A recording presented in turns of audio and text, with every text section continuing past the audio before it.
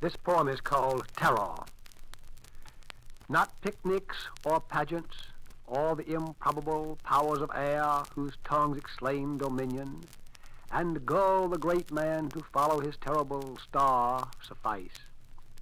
Not the window box or the bird on the ledge, which means so much to the invalid, nor the joy you leaned after, as by the tracks the grass, in the emptiness after the lighted Pullmans fled, suffices, nor faces, which like distraction pass under the street lamps, teasing to faith or pleasure, suffice you, born to no adequate definition of terror.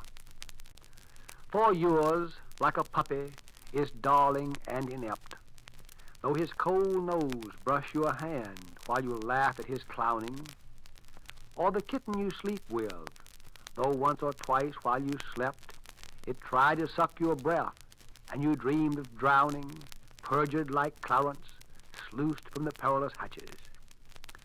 But never of lunar wolf waste, or the arboreal malignancy, with the privy breath which watches and humps in the dark, but only a dream after all. At the worst you think, with a little twinge of distress, that contagion may nook in the comforting fur you love to caress. Though some, unsatisfied and sick, have sought that immitigable face whose smile is ice, and fired their hearts like pitch pine, for they thought better flame than the damp worm tooth of compromise.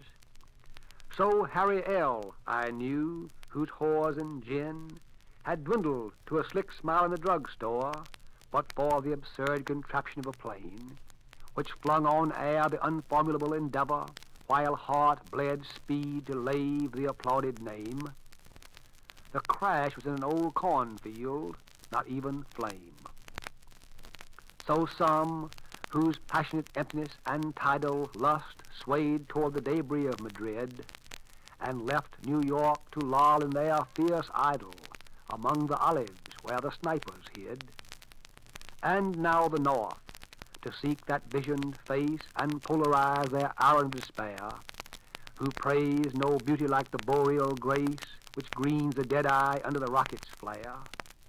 They fight old friends, for their obsession knows only the immaculate itch, not human friends or foes. They sought a secret which fat Franco's Moor, hieratic, white-robed, pitiless, might teach, who, duped and dying but for pride, therefore, hugged truth which cause or conscience scarcely reach. As Jacob all night with the angelic foe, they wrestled him who did not speak but died, and wrestle now by frozen fen and flow, new courier in fury sanctified. And seek that face which, greasy, frost-breathed, in furs, bends to the bomb site over bitter Helsingfors.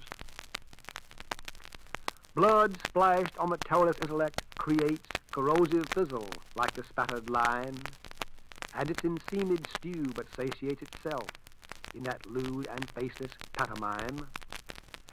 You know by radio how hotly the world repeats when the brute crowd roars, the blunt boot heels resound in the piazza or the Wilhelmplatz, the crime of Onan spilled upon the ground.